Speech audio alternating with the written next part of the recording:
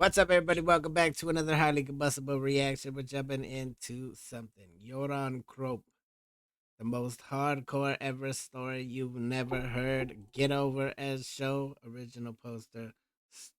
Oh, I'm gonna mess it up now because I see that it's like that. Starry, some love.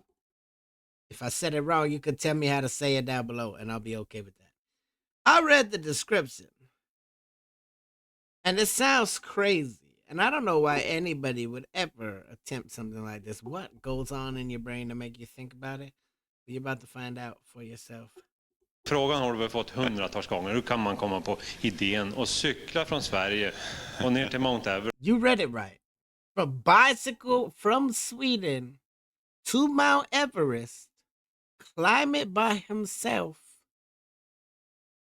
and then ride his bicycle back home.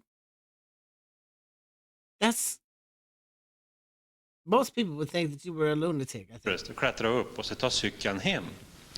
Ja,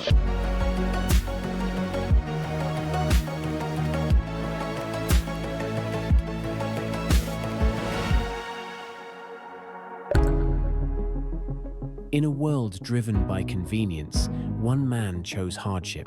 In a time of shortcuts, one man took the long way around. His name was Göran Kropp, adventurer, mountaineer, and a man who redefined the word extreme. Born in 1966 in Eskilstuna, Sweden, Göran grew up with a fascination for the natural world. In 1995, Göran set off on a journey that would etch his name in adventure history. The goal? Mount Everest. But he wouldn't fly. He wouldn't use a support team. He would ride on a bicycle from Carrying all of the equipment that he was going to need to go up Mount Everest. I could see maybe taking a minivan. Sweden to Nepal, over 13,000 kilometers one way. Climb the One mountain way. and bicycle home. To prepare for the adventure, he lived for a year in a tent in a gravel pit while training as an officer cadet in the military. One reason for this way of living was to save money. Another was to build his mental strength. Between 1988 and 1992, Göran Kropp completed several advanced mountain expeditions around the world. He began with Pic Lenina and went on to climb several peaks in South America. In 1990, he summited the technically demanding Mustar Tower in Pakistan. The following year, he reached the summit of Pic Pobeda on the border between Kyrgyzstan and China. In preparation for climbing Cho Oyu in 1992, his friend Matt Stalin tragically died in an accident in the Alps when a loose rock hit his head just beneath the helmet. Despite this, Kropp carried on with the expedition and successfully climbed Cho Oyu, where he placed Stalin's ice axe and photo at the summit as a tribute.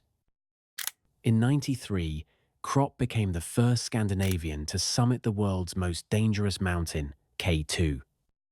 This is the first video on this channel. Please leave a like and comment on what story you want to see next. Let's continue. In October 1995, Kropp left Stockholm on a specially designed bicycle with 128 kilograms of gear and food. Over the following months, he cycled more than 13,000 kilometers through Eastern Europe, Turkey, Iran, Pakistan, and India, enduring extreme weather, illness, and political checkpoints. det gick lite länge. Ingenting kvar. Yeah, you're definitely putting that bike through its paces. 13,000 kilometers one way, carrying 100 and how many kilos of gear?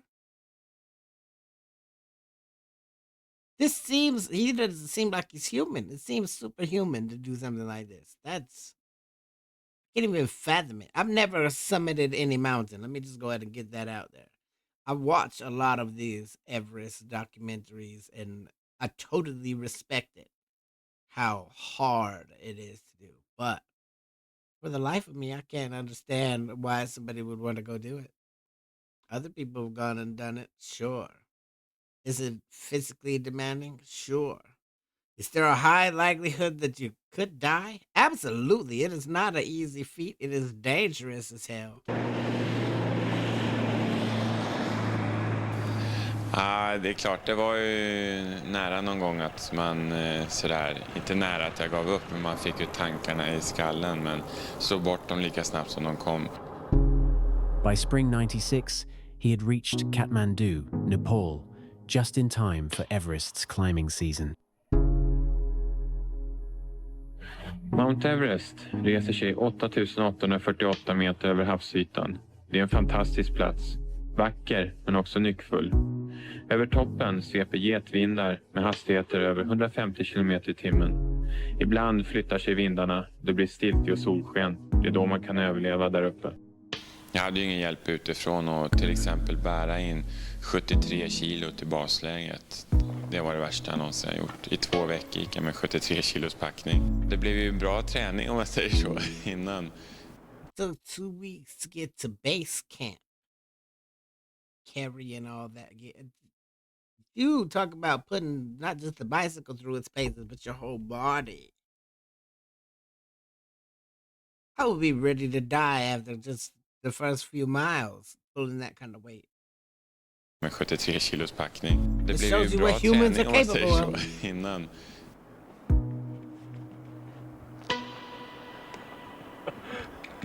Oj. Fy fan, jävla packning.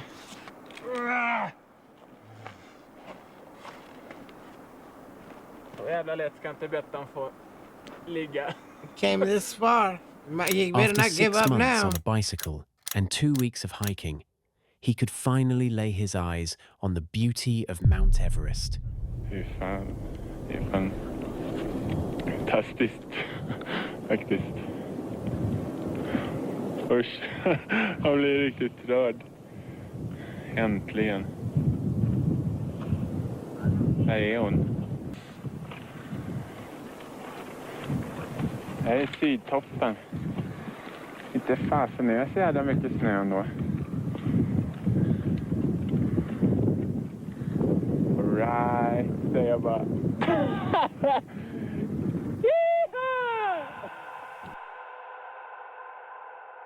In May 96, Kropp arrived at Everest Base Camp, coinciding with one of the most infamous disasters in the mountain's history.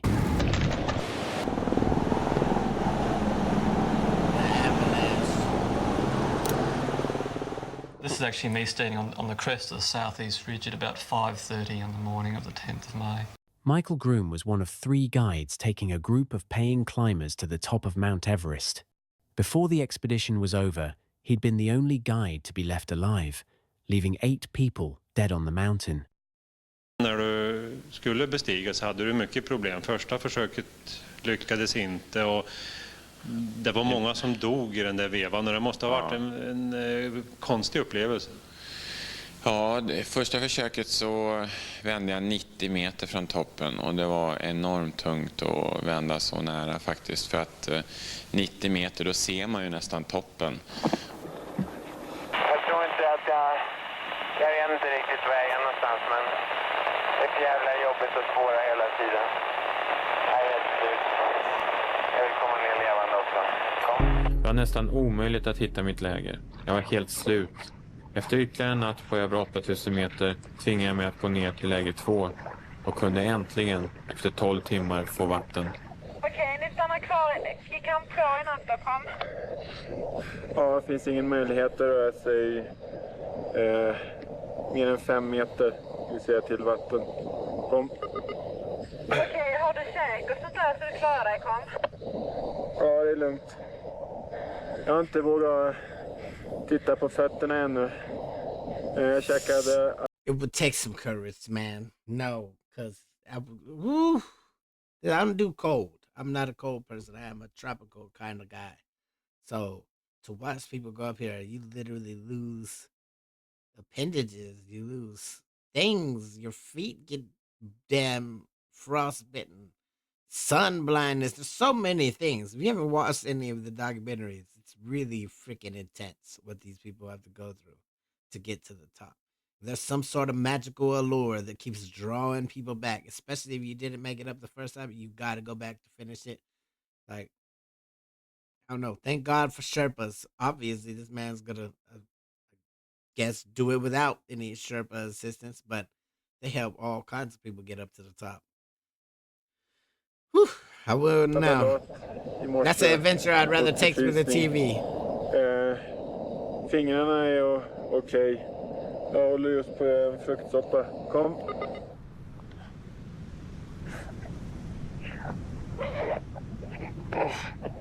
Jag känns till alla tår. Tack, högermakt. Thank God for that. You take them off and they're black.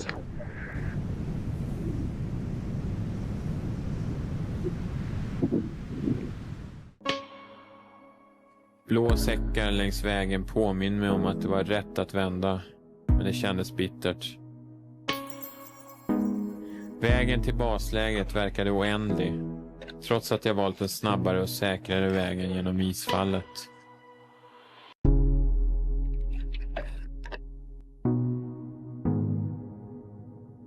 Ibland kommer man till en sån här punkt. Man är så trött som man verkligen skiter i vad som händer med detta svaret.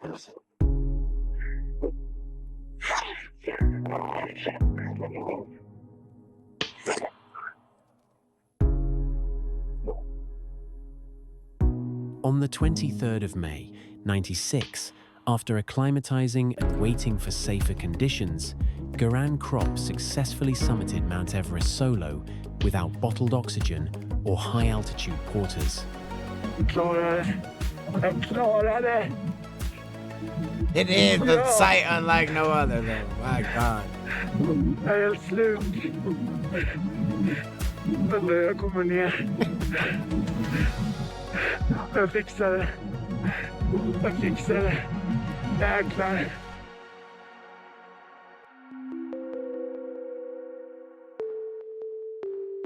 När jag hade kommit ner från berget så var det ganska självklart för mig att sätta mig på cykeln igen. För då var det bara transportsträcka hem, så att säga.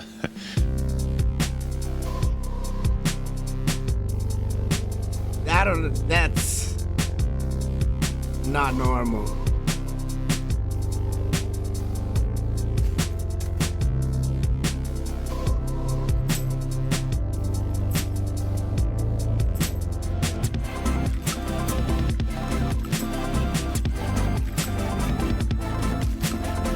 He had cycled from Stockholm to the summit of the world and back again. For anyone else, the journey might have ended there, but for Göran Kropp, For it was me, just it another certainly would have chapter. ended there. Nu vet jag ju att du förbereder Would have en ended ny on the way there. expedition av ett helt annat slag. Nämligen du ska segla ensam till Antarktis. Därefter så ska du åka skidor ensam till Sydpolen. Och sedan så ska du åka hem igen samma väg. Om jag förstår saken rätt så kan du inte segla.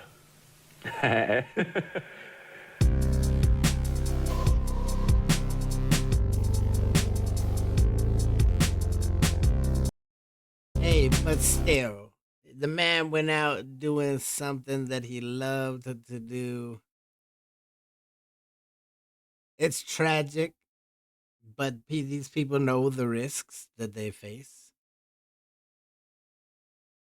I don't know. I got nothing but respect for anybody out there going and pushing their body to the limits and going to the limits of the earth. And it's something that I'll just have to witness through your camera lens, because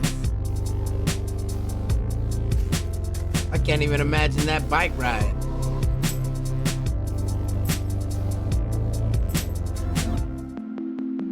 There you have it, ladies and gentlemen. Get over and show Story all the love in the world. The link is right there in the description.